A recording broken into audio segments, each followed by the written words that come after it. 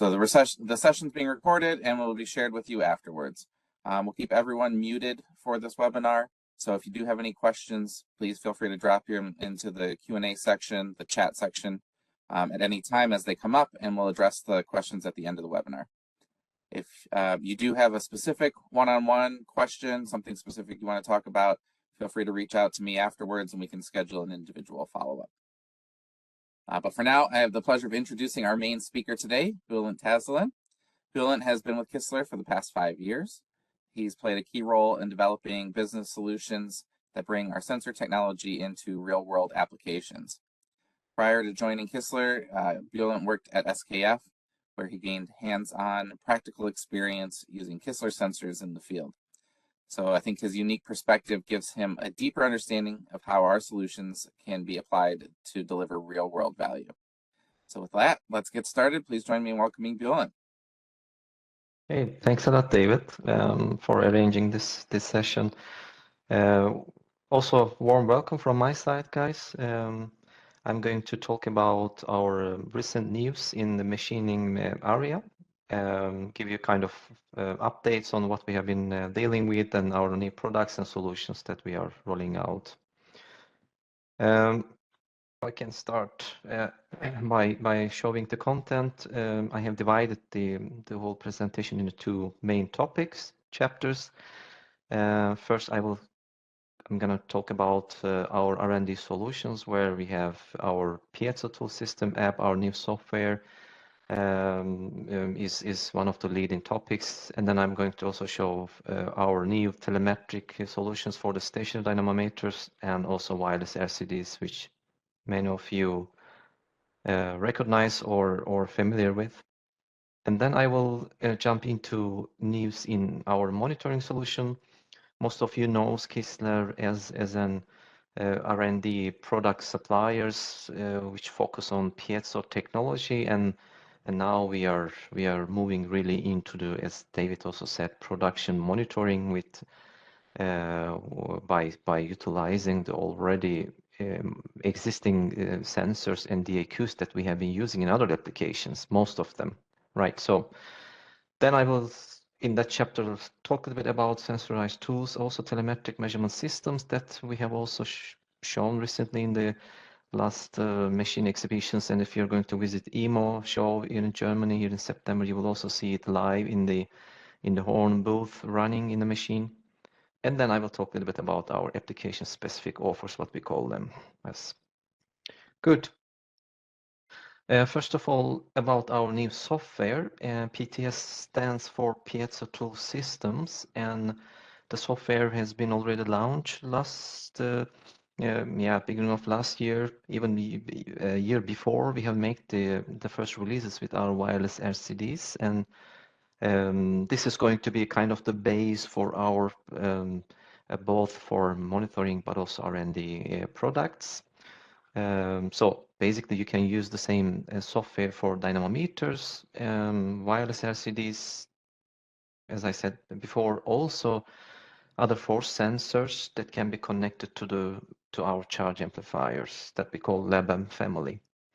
And of course, then you can also make also vibration assisted kind of research, right? So you can also make vibration measurements and in some cases even acoustic emissions that goes through our LabMs. So really our intention is to use one software for all R&D research products at Kistler. What are news in our software? We have, as you know, drift is one of the major issues which you face with during making research and even utilize the sensors in the production. Generally, we make compensations in different ways. In this software, you're going to have kind of automatic drift compensation. So what you do is that you choose how you want to do, and then the software will do in all measurements afterward automatically. So you don't need to make manual compensations. Basic channel compensation calculations, like if you are familiar with the Cutting forces, you know that sometimes we would like to calculate for instance, effective force and resultant force, or like in grinding, we would like to see the ratios between different forces, and that you can do. Filter, yeah, it's a low pass filter, high pass filter, band stop and band pass, and important to focus on different type of frequency range that you are interested in. You can make FFT analysis, polar plots. We will talk a little bit more about polar plots later on. What we call key PI analysis, yeah, key performance indicators, like the mean values, average values, maximum values, and so on the forces, right? That or on the vibrations that you are measuring with. You can also create trends, like if you would like to see how the trend has been, for instance, on an average force or the maximum force during machining test of maybe a couple of thousand cycles, right? Then you can use this automatic one. So when you make the testing, it will make automatically the trend generation. Yeah, and then cutting the signals, and also now we are going to also release the envelope analysis, which we are using in our own production, which I will talk about later on. So it can make envelope analysis and see if certain values are within the limit or not. As I said, PTS is still the base software for our wireless RCD, both the small one and the bigger one, which is going to be released in September now. Polar plots, I sometimes get these questions as well. How can we use it in very, very different ways? And as you can see, in this case, it's 5 cutting edges on a milling cutter body, and you can already see that in this case the moment, but you can also see the axial force, the effective force, how this is distributed, and you can already see some differences between cutting edge 1 and cutting edge 2. If that is a new cutting tool, then you can say maybe the edge radiuses and micro edge geometry is not the same, since one is taking a little bit more moment in this case. You can also see how the flutes are behaving, if you have any chip stagnations and so on, you will see. You can also see if the tool is being bended. If that is bended, then the center of the tool and the center of the RCD is not matching, so you will have runouts here and so on. So you can use this in different ways. As I said, I think one of the biggest advantage of this software PTS compared to other research softwares, including our own DynaWare, is that you can automate the testing and analysis. So you are making a couple of hundred passes or drilling holes. You define how you want to cut the signal, how you want to filter it only once, and then the machine can run those cycles, and PTS can either automatically start and stop, or with an inductive sensor, or with a machine you can with the signal you can start and stop.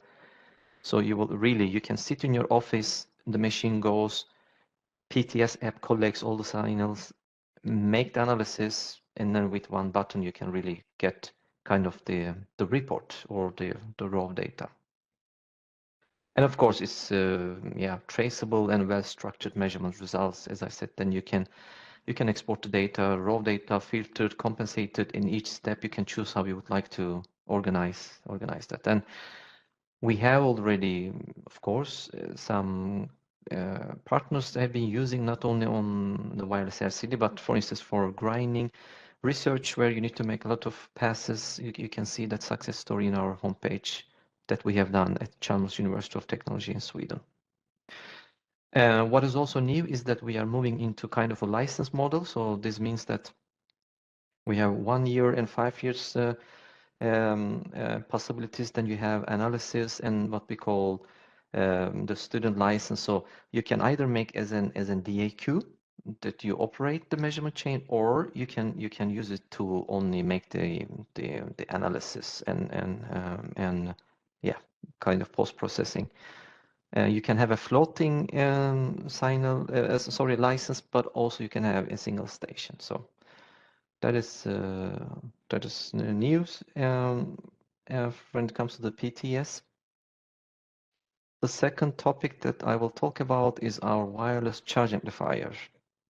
And as many of you using our systems already in a machine environment where you have, for instance, in some cases, even stationary dynamometers on a tool ferret, vertical, horizontal, or sometimes you use in milling applications where you need to tilt the machine table or move around in and out of the machine and so on. So in those cases, of course, having cables around the machines is a little bit problematic, and we face that issue as well.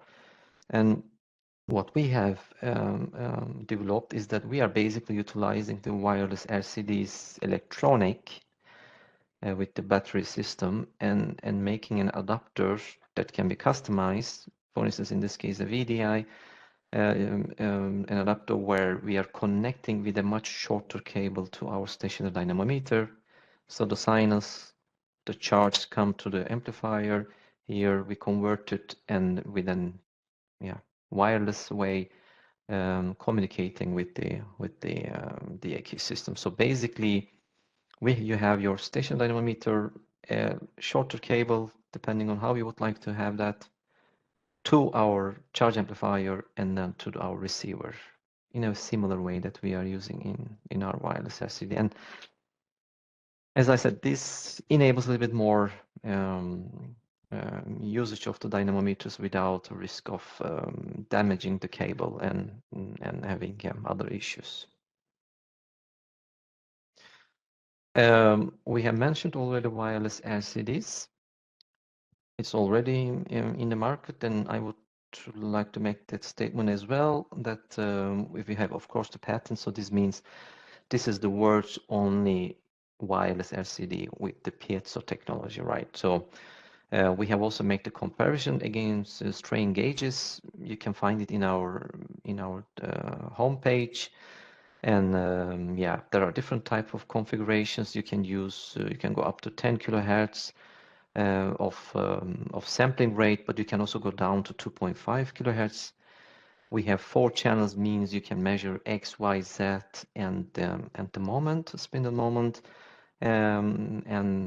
but you also have the possibility to choose only 2 of them. For instance, MZ and FZ if you are only focusing on drilling, right? Or X and Y only if you want to focus on more maybe milling or other applications, right? So that's, I think, has been already available 2 years almost now, as I said, and we are getting very good feedback. Now, what will happen is that we are going to release the bigger one, and the big difference is that in the bigger one, the machine side, what we call the spindle adapter, and the tool side, the tool adapter, it's exchangeable. So this means that you can order only the rotor, for instance, and then you can use your customized adapters, or you can order from us, of course, different type of adapters, and then you can change between the machines. So that's going to give you a bigger advantage. And this bigger one is, of course, mainly for milling, a little bit tougher applications and so on. But again, we have 4 channels. We can still make XYZ measurements, and you can still go up to 10 kilohertz also in this case, right? So as I said, ranges are bigger in the small one, and in the big one we have also these 4 different measurement ranges. So if you would like to work smaller forces or bigger forces, then you can use different types of sensitivities that you will receive in our calibration sheet. So that will be coming into the market the coming month now. Yeah, if you have any interest for the demos and so on, that is going to be possible in the future. So please feel free to contact David in this case. Good. So now I will move into the second part where we are going to focus a little bit more on the production monitoring solutions. As I said before, KISAR is known with the research and development equipments and solutions, but the last years we have been working on kind of standardizing with the corporations, with toolmakers and machine builders, really ensuring that that we are really capturing the high dynamic of this complex machine and process interaction, right? And make sustainable monitoring solutions. And that's what I'm going to spend the second chapter on. And you may have heard that that we have been cooperating with the tool maker from Germany, Horn, and in this case, we are going to have, and we already have different type of solutions where we are basically integrating one channel, often slimline sensors. So they are really small force sensors round and in the size of small coins, and that those can be integrated at different stops. And you can see in this picture that it's inside the tool holder for that specific customer who really needs to analyze and understand really certain types of wear and would like to come very closer to the machining point. So already available horn cutting tools. So if you have an interest, get into contact with Paul Horn or Kistar USA in this case. It enables high accurate cutting force measurement, as I said. It's also combining our new, what we call TMS, telemetric measurement system, especially for the tool tariffs, which I will talk about it in the coming slides. But if you start with the tool sides, and here we are very flexible, and we have a bunch of experience and already solutions depending on the machine parts. As you can see, we have also what we call cassette type of tool holders, where we are placing tools, force sensors on the backside of this tool housing or tool cassettes in order to be able to measure the forces on all tools. If you are interested in, for instance, drilling, then we are placing our force sensors, as you can see here, between the unit that holds the drilling tools and the machine axis. And if you are really chasing accuracy, then we are also making the calibrations. Yeah, again, from different type of machine configurations, including the standard and customized tools and tool holders from the company Horn. But of course, when it comes to the integrating the sensors inside the machine, we have those options, right? So in some cases, we can do it inside the tool holders, but in some cases in the cassettes and in the other positions, which I will talk about. What is new and what is going to come in a couple of months, hopefully, before the new year, but we are seeking for pilot customers. What we do is that we have what we call a telemetric data and power communication. You can see on the right upper corner, we have one part that is connected to the tool itself, as you can see here with the cable to the tool, to the sensor. The sensor can be inside the tool holder or it can be in the interface and so on.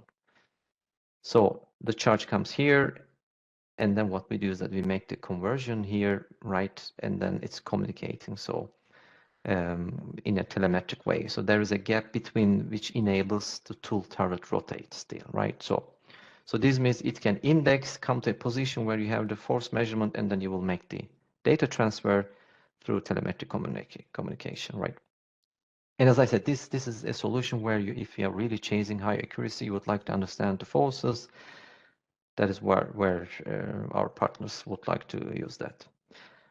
We have still piezo technology, so this means you are going to be able to capture the high dynamic of the process. You are very close to the cutting tools, and that's really for very, very small forces, right? High precision machining, medical, certain parts in aerospace, electrical component machining, right? So semiconductors and so on. So really, if you are working with very small forces and you really would like to control your process and build understanding, that is where we are utilizing this solution. And then now I'm moving into the last chapter where I'm going to talk about application specific offers. So basically what we mean is that we are basing our technologies when it comes to monitoring on the piezo type sensors, right? As I said before, we have slimline sensors, so they are really thin and small sizes, which you can integrate into tools and at different positions. Then we have also force sensors, 1 or 3 axis. Those can be placed, for instance, under a bolt that is holding a turret or your spindle head. You have big bolts that take a big part of that forces, and that is where we are utilizing. In some cases, we would like to use piezo strain sensor. So this is still a piezo-based strain sensor. So this means that you are really putting that on the positions. Of course, this is where we have our know-how at certain positions and places in the machine where we know that the force shunt, the force that is originated because of the cutting forces travel through that point, right? And that is kind of indirect measurement. So you are measuring the strain, but with a piezo sensor. Then, of course, we have steel strain sensors, but they are in small pins, 8 millimeter diameter, 10 millimeter, even less, going down to 4 or 5, that we are adding them, inserting them inside the structure in order to be able to measure the cutting forces in an indirect way. So really, piezo base steel to capture the high dynamic. In the next level, we are talking about how to make the implementation, the integration, right, into to the tools or tool holders. So here it depends on if you would like to have, or the requirement is high, we would like to have a tool holder or an VDI tool, or a capto, that you have the capto from inside your machine and you are changing tool, you have many tools, then we are integrating the sensor in the capto housing. Or under the back side of the cassettes, you have Swiss type machines, machines from Citizen or Star or Micronics, Star Micronics, Tsugami, and so on and so on. So depending on really your need, we are going to kind of customize. Of course, we are also cooperating with machine builders and we are integrating our sensors also in the structure. Then either we use cables still, because we have also partners who would like to use absolutely cable, but hide it and cover it in a good way, do not want to risk with the wireless communications and so on. That's fine. We have spatial cables for that. And then on the top, then depending on if you are a machine operating company, then you would like to connect to your NC or your PLC or your industrial PC with our software PTS or our industrial box with the touch screen that is called Maximus families, which has been used in the market in different other applications, right? So those you can use. But if you have a machine manufacturer and OEM, then generally our partners would like to go what we call industrial amplifiers, then analog or digital connected to their machine, and then they make the monitoring or intelligence inside the machine. And of course, at certain projects we are also supporting, because we are also, especially with Siemens, we have some experience how to utilize that. So this is really, our strategical kind of view, how the product solutions at different stages build. I sometimes get this question, why Kisten and why piezo? So there are different reasons. One reason is that, of course, we have also partners we are using and comparing piezo's a sensor's signal, out of a force sensor, for instance, in this case, making a machining overhauls compared to what you get from the power that you can get from the machine itself. You can see the big changes, like you are measuring the force in a machine signal, that's true. But we have kind of electrical noise, like spikes going up, or kind of noise because of the friction-related issues in the machine, where you see it in the machine signal, but it's actually nothing to do with the process, it's not there. So this means that, the machine signals, if you don't make a very good maintenance, you have some kind of noise that comes with the age of the machine that changes, and you cannot really capture small forces. You have electrical disturbances, so that's the reason that we would like to go for force. The other reason why we choose force and not vibration is that you can see in this force measurement during hard turning, compared to when you take out this part and measure how straight you are cutting, even if you have programmed to cut a straight line, you are not making straight cut because of the forces and wear and chip entanglement and so on. The force goes then up and down, so the tool is being deflected, and this phenomenon you have also in the milling application. When a tool is deflected, then it leaves effect on the surface, right? So this correlation it enables us to make indirect quality assessment. So force means that then you can see certain product quality parameters. Higher forces can deform your material if you're working with small thin section rings and so on. So that's why we don't focus on vibration, we focus on force.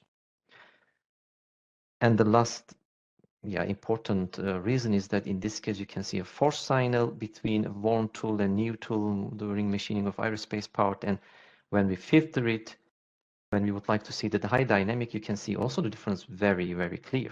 So this means that you can really, in most of the cases, actually, you can capture good enough dynamic in a force signal if you place them in the right way, if you filter them in the right way. So you don't need a vibration sensor or signal.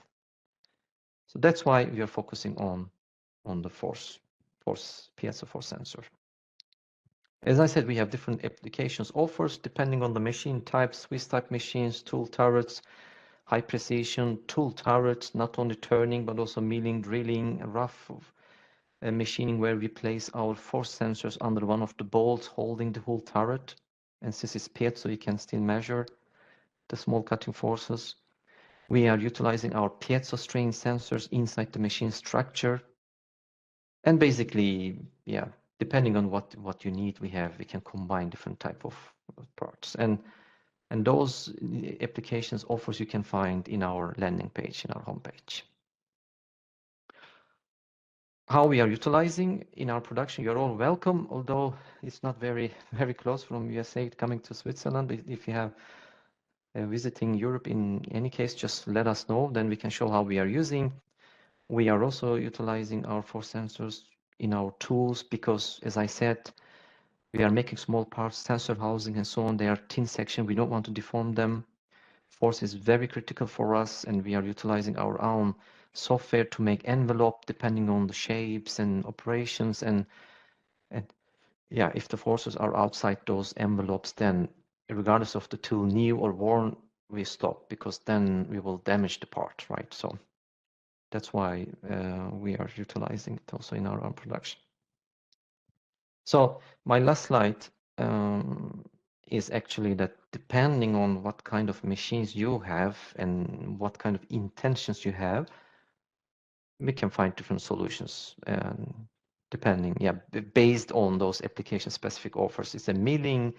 We can start with a vibration if that is what really necessary. If it's a tool turret, we can start with an force sensor under the bolt, 1 or 3 axis, or in some cases, we would like to measure the strain on the surface because really you would like to come closer to measuring a force. Vibrations is not enough and so on. Then we do that. If you would like to also measure much closer to the tool, then we have also different options. We can put different type of sensors and integrate with the machine inside the machine so you can see in your HMI directly. Really depending on the need, from grinding, honing to turning, milling, that with the base on the application specific offers, we have different solutions. So I think that was my last slide. This, as I said, is basically the last slide is a summary of what I said. Depending on if you are going for small forces or higher forces, your application, if you would like to have the solution inside the machine, or you would like to have through our key cloud so that you can see the monitoring somewhere else integrated in your MES, that's also possible. And then with that you can really have more consistent quality. You can use your tools and abrasives in a better way. And then, in case of machine crashes and so on, you can really stop the machine before it damages too many different things and make a high cost. So that was basically what I was planning to show. So David, now if you have any questions and comments, so please, help me to go Sure. through that. Thank you. Yeah. Thank you. Thank you very much, Roland, for for sharing that today. Like you said, let's open up the Q&A round. Reminder, if you do have any questions, please add them in the chat and we will address them at this part of the session. So, Roland, I think you may have touched on some of these already, but how does the technology that you're offering here, that you're showing here, compare to others in the market? I know specifically like spindle power monitoring is a popular solution out there. So how is this different? How does it compare to those types of solutions? Yeah. I think when it comes to existing solutions, I mean, one common way that you can see in the market is the vibration measurement, right? And yeah, there may be some applications where you really have high forces, and with the tool wear, really high tool wear, and then it will cause vibrations that can be good enough to use, right? But what we are trying to say here in this slide, also you can see by measuring with one piezo force sensor, you can also control the process. You can measure the forces which are really important in order not to deform the part, cause different issues. You can control the deflection or monitor, and you can still get the vibration. So kind of compared to what we see basically in the market, we are kind of promoting more for force, because you will be able to do already the vibration measurements with our solution. So that is kind of the uniqueness, I think, of our proposal. Great, thank you. There's two here that kind of are similar. We're talking about interfacing directly into the machine, the PLC. You interface directly into to control the machine. Can the software communicate with the CNC machine? Can you cause the machine to stop? How does that work? Yeah. So I can show one image where, so here we have our industrial charge amplifiers, where you can get either an analog signal into the PLC or NC, where you define very simple limits, put a window, and then the machine will stop. If you would like to do it with the NC or PLC, like a Siemens and so on. But we also have the opportunity in our industrial charge amplifiers, especially the last one, 5073B, that can also create an alarm depending on if you are within a certain limits or not. The force or the RMS or maximum values and so on. So it will create a signal, and then you can send a digital signal and stop the machine. The same thing goes for our Maximus, where again you define the limit, you have the window, and then when it goes over this envelope, so to say, it will generate an automatically a stop signal to the machine. And then you can handle in the machine how you would like to make an action. You can stop the machine. You can say, okay, continue the machining, but after that, stop, and it's time to change the tool, for instance, right? Great. I heard you mentioned Siemens controllers. Is this Siemens specific, or can you use a FANUC controller as well? Yeah, you can also use FANUC, Eidenhain, and Okuma, and Bosch, and so on. Yeah. So we are delivering digital signal or analog, like with Profinet, Profibus, EtherCAT, and so on, at different standard communication types. Great. Some more questions here. Do you automate the creation of the quality control envelopes? So those envelopes you were showing, how is it a manual process? Can you automate that? How does that work? Yeah, so here we are making manual. So what I mean with manual is that you make the first cycle, because you need to see the shape. As you can see here, it can be different, right? Ups and down, and what is normal, what is not. And then you define the limits, both in the force domain, but also in the time. So if you would like to have kind of overshoots and so on that you can also define. So basically, you need to make one cycle, and then you need to define kind of what is the acceptable window. The shape will be generated automatically, so that is not manual, right? So that is going to calculate itself, but you need to define kind of your safety margins. All right. Well, this all sounds wonderful, but now the question comes up: how much does it cost? What's the price? I think, I mean, the price really depends on what you're choosing. As I really said before, and that's why we often, we need to go to summarize with you into the more details and see what kind of sensor you need, how many of them, what kind of electronic you need to have, right?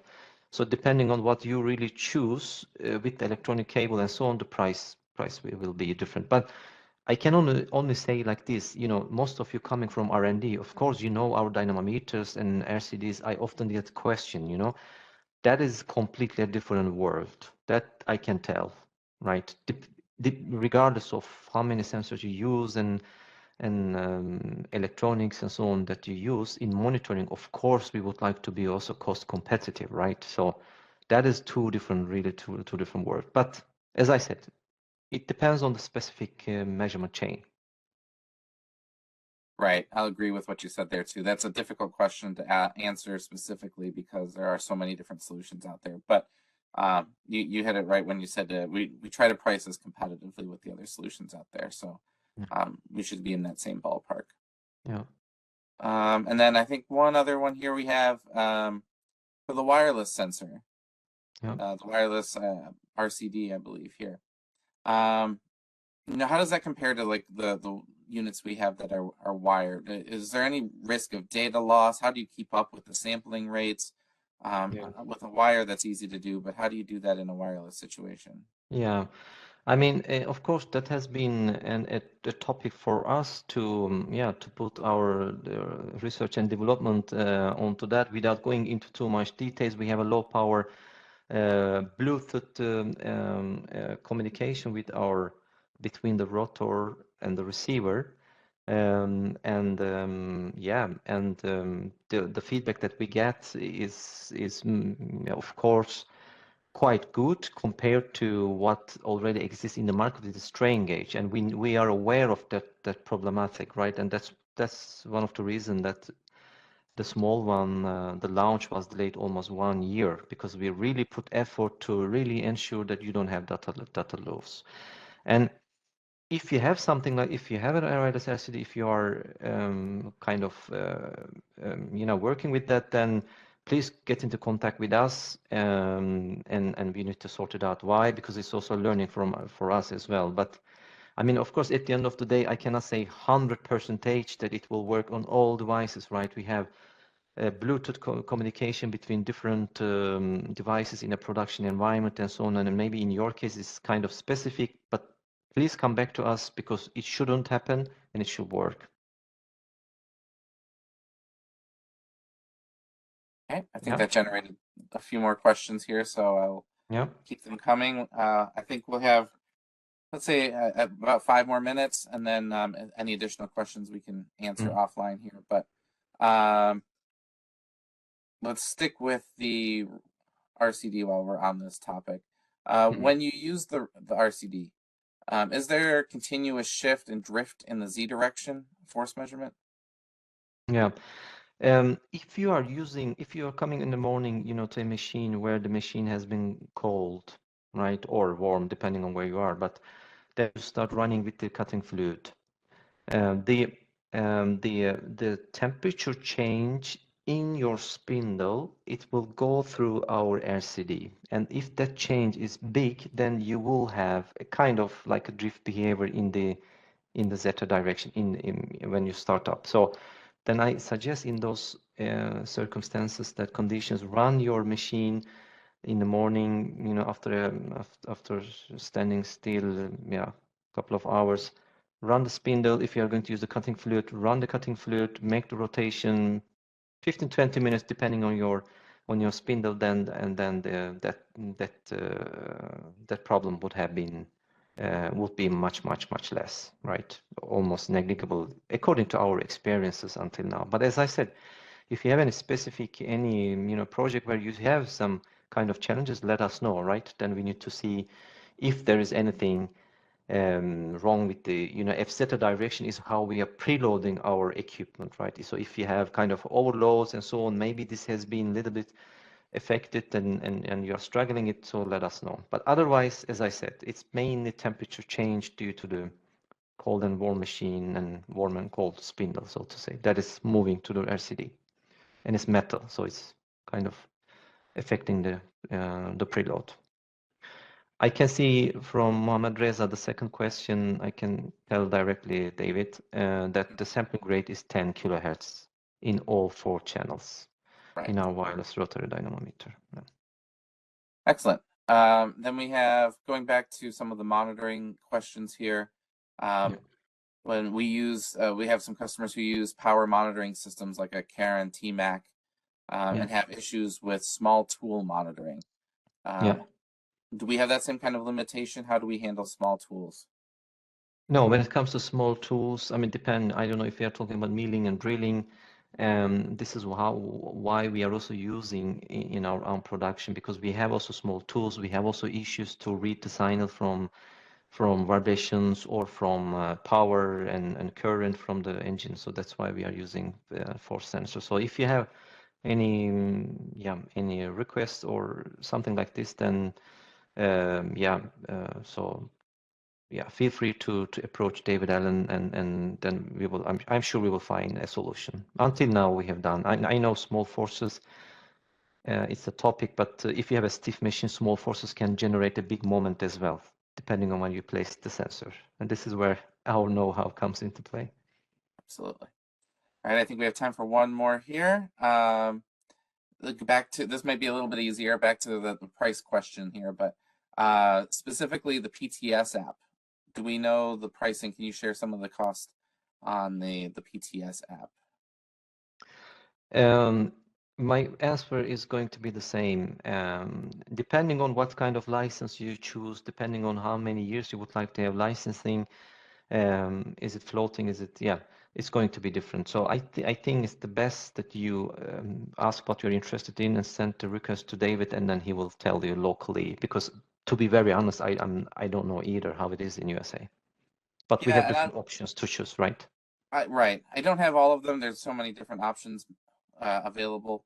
But I will say that I did just quote one of these recently, and it was a 5-year single station license.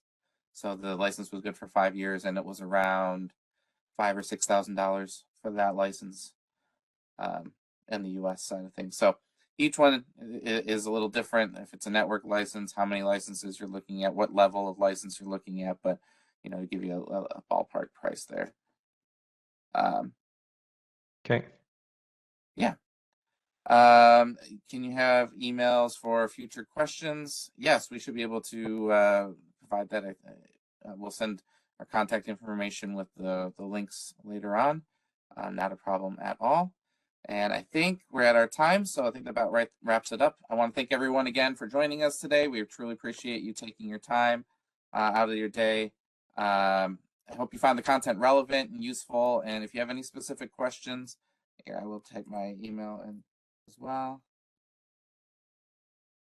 But yeah, if you have any other questions, want to discuss anything further, please don't hesitate to reach out, follow up with us directly, and we'd be glad to continue that conversation. So thanks again, and we look forward to connecting with you in the future.